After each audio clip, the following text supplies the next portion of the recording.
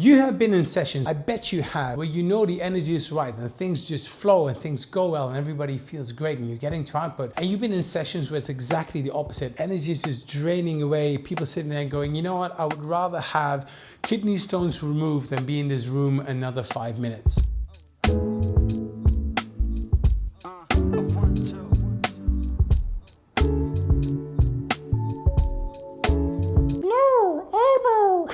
Alright, that was like the worst Elmo impression ever. Hey there, welcome back. My name is Yuri. I am Dutch. I live in Singapore. This is my place from which I shoot super interactive and hopefully a bit engaging videos around facilitation for innovation. This is my mini series on the 8 common challenges in facilitation. In each episode, I will share with you a challenge or a scenario, and I'll give you my thoughts and my ideas about how you can overcome it. No, I did not go to the University of Innovation. I have run more than 100 projects over the last decade or so, and I've learned a lot of things the hard way. So a lot of what I'm talking about is not the be all end all. They're just things that have worked for me in very practical settings, working with many different industries, very different cultures all over the world. So in this video, let's talk about energy. In my opinion, energy is one of the most important things in driving things forward. That's why it's called energy. But particularly when you're facilitating. You have been in sessions, I bet you have, where you know the energy is right and things just flow and things go well and everybody feels great and you're getting to output. And you've been in sessions where it's exactly the opposite. Energy is just draining away. People sitting there going, you know what, I would rather have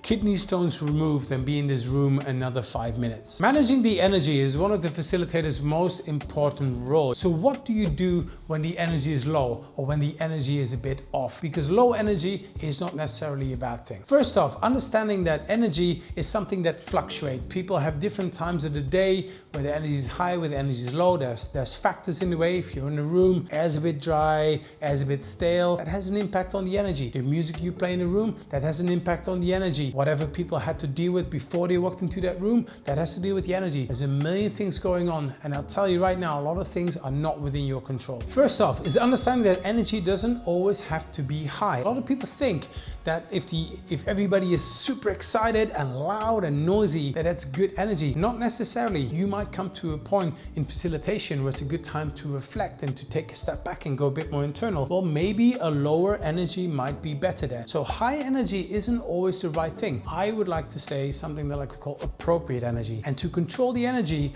there are many different dials you have to do at the same time, and sometimes it's a bit more art than it is science. Here are a couple of things you can do to get the energy right. Before your workshop or your session or your meeting, understand a bit about what's going on in their world. Understanding a bit of the context in their business or with their team or in the project will give you a good idea about where their energy is at right now. And then once you know that, you might have some ideas about what you can do about it to get the energy right for that session. Then when you plan your session, play with the dials a little bit. Like, don't just have every activity being super high energy. Play with it a bit. Have activities where it's individual reflection, have pair sharing, have group work, have people standing up, sitting down, walking around, and find something that works for that group. Because I can tell you right now, what works for this group might not necessarily work for that group. So you have to play with these dials a little bit, play with the music, play with the temperature, play with the lighting, play with the tempo at which you speak to find something that is right for the occasion. Yes, I'm aware this is not a very black and white answer. That's why I always say the facilitation is much more artful than it is science. It just takes a lot of practice. But being aware that there's not one right formula and being open to changing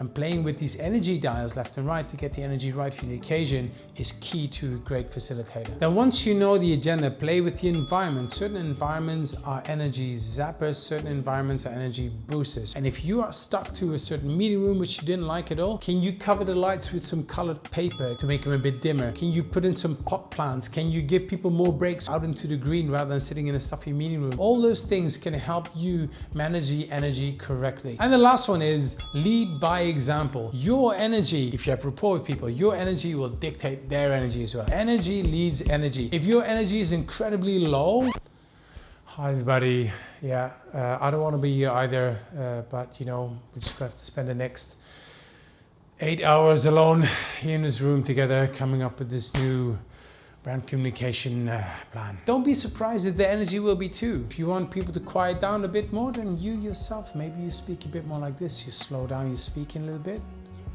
maybe you talk like that. Or if you want people to get up and moving, then maybe what you do is you get up and moving yourself. Whatever your energy is, if you have the right rapport, your energy will lead their energy as well. So managing energy. First of all, understanding that high energy isn't always the right energy. Low energy can have just as good a purpose as any other. Come up with an agenda that caters for different kinds of activities, different kinds of people, to make sure you can play with the energy. Maybe for one group sitting down works, maybe for the other group standing up works. And finally, as a facilitator, you need to lead by example. After all, if you're not excited about it, why would anybody else be? Hey, if you want to watch another video in this series on common challenges in facilitation, click this video over here. If you want to watch something completely different by me with different hairstyle, different shirt, click this video over here.